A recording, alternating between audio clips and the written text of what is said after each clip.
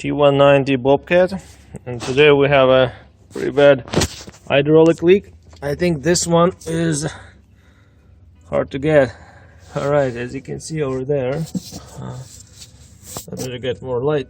We have a hose, and to me it looks like one of the hoses to the final drive, and it's punctured. Was rubbing against the metal bracket. See that dark gray metal bracket, and there's a flat top and the hydraulic hose over it. It cut into that hose, and well, all right, let's lift the cab and see if we can get access to that hose from underneath. Alright, I got my cab lifted up. There's 2 3/4 nuts. Take them off and pull the cab up and make sure it's safely locked in an up position. And I also put a 2x4. Also put a blanket for more cushy, comfortable position. Okay, so here's our pump, and yeah, see if I can get it on the camera. Okay, all right, this is our hose. It goes down. Let's turn the floor. Okay, and down, and up there to the final drive, and stick the pump underneath. Alright, this guy. Yep. This guy, I see it will be pretty easy to remove from the pump. Well, of course, we'll clean all this dirt. Sure nothing will get inside the pump. And I need to figure it out how to remove the hose from the final drive. Let's check if we can get any access from underneath, but I kind of doubt it, because usually it's just this one shield of metal. Nope. As you can see, so it's dripping. We have this side cover plate over here. 1, 2, and another port at the top covering the final drive. Let's see what we can do if we remove that plate and might get access to it. Okay, I removed a few 9/16 bolts holding this cover plate behind that final drive. It's in between the rubber track and the chassis, and I still cannot take it out. I didn't expect that happening. Yeah, let's take a track off and remove that part, and that way we'll get access to the final drive hoses. Well, I didn't want to think that way we need to take a track off, but seems like it's only one way to do it. And because our hydraulic system is leaking badly, we cannot just use a Bobcat to lift it up and remove the truck. We just will need to get some sort of assist. But let's open the door. 9/16. Alright. Open the door. There we go. Get access to this nipple. We need to release the tension on a rubber track, and yeah,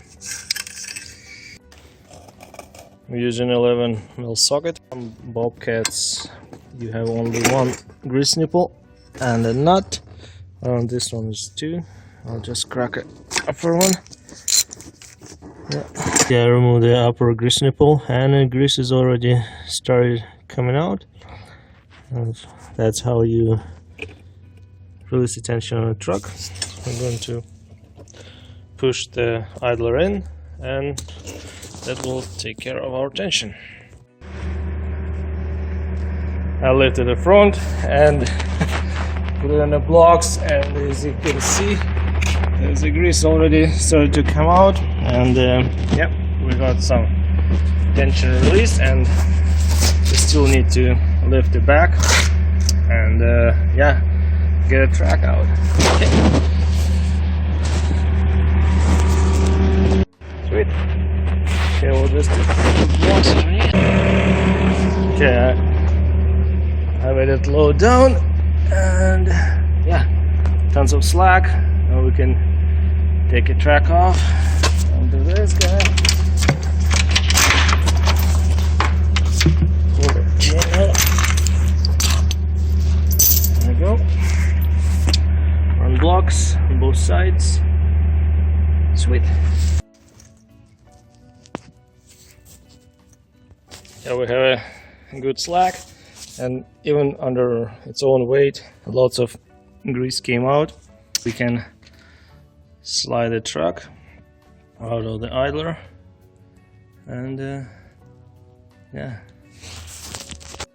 let's push the more grease out just to get a tensioner more in. As you can see, it's coming.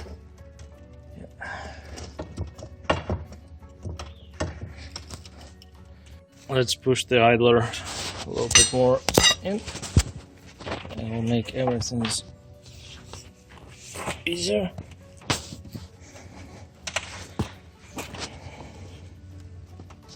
And the tension released. Okay, I think that's it. Slide underneath, lift it up. With our fancy log here.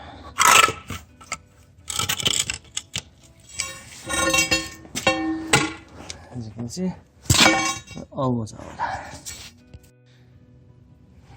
Okay, idea is to get the teeth over the idler, and as you can see, it's already sitting on top of the idler wheel. And what I'm going to do, we'll just put a few pipes and slide it this way, otherwise it will be hard to do it from inside out. Okay. I have 3 pipes, 1, 2, 3, they all way through, and that will prevent those teeth fall behind the idler. And yeah, let us slide it out. Okay.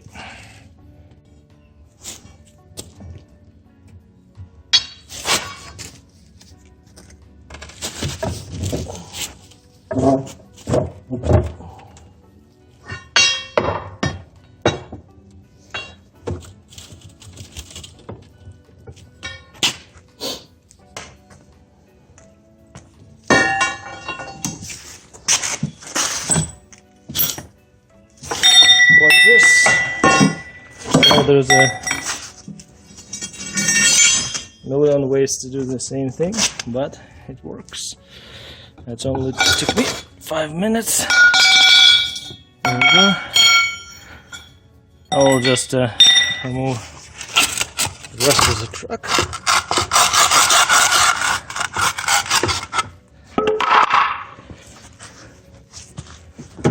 Yeah, it's pretty heavy.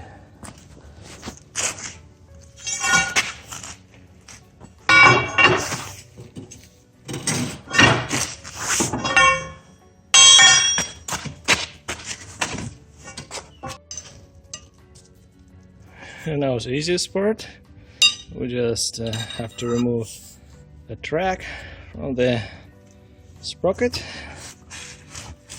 There we go, it's out.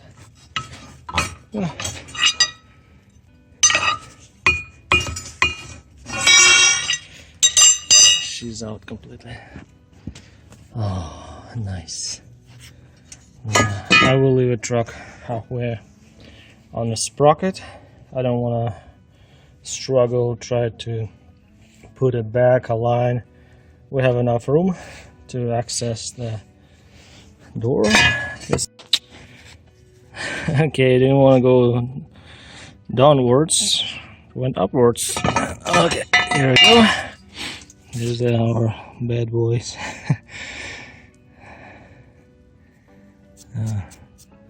I scratched a bit. Yeah, well, we got it. Hardest part done. Now I'm going to clean all that area, make sure there's no any dirt. We'll blow it and wash it with a brake clean before we'll start taking it apart. We need 1.25 inches, and this is our bad boy right there. And let's keep turning. Yeah, that's loose enough. I hope I can get it finished just by hand. Alright, now we're under the cab and we're going to disconnect this fitting, same 1.25 inches, and I already disconnected the fitting from that final drive. Let's get it done. It took me probably 10 minutes to get the hose disconnected from the pump, but it's not too bad, it's doable, and you just need to go with a wrench 1/8 of the turn. And I noticed this bracket was on a zip ties, was broken, and you probably need to take those 2 bolts out, get yourself more room. And I bended this section line, and yeah, I didn't want to disconnect the steering lines. Anyway, so far so good. Now I'm just thinking which way I should pull. Probably maybe from outside. Let's try it. Let's give it a try. Oh, wasn't that bad. There we go. Look at that. That was the issue. The hose has been rubbing for over 10 years, I think so. And yeah, I think it might happen to some other. Look at that. We got it. Got it out.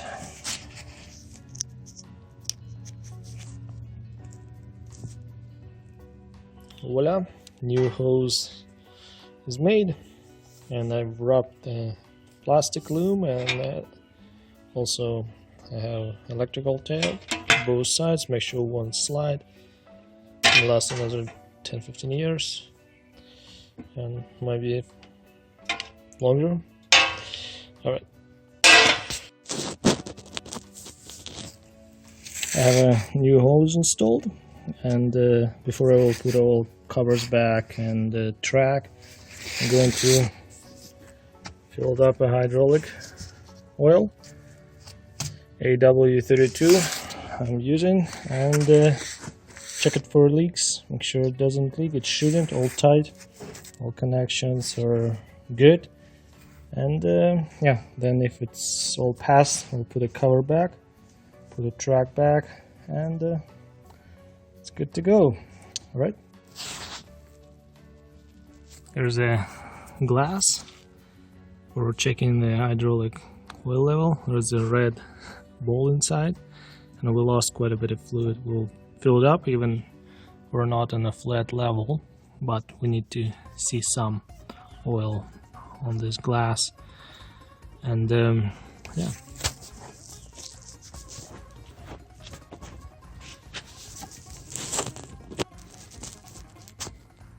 okay, let's go and check our level. Here we go. As you can see, we have a level here.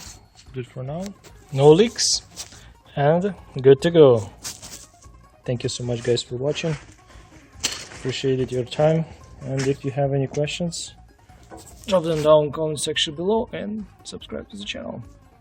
Thanks.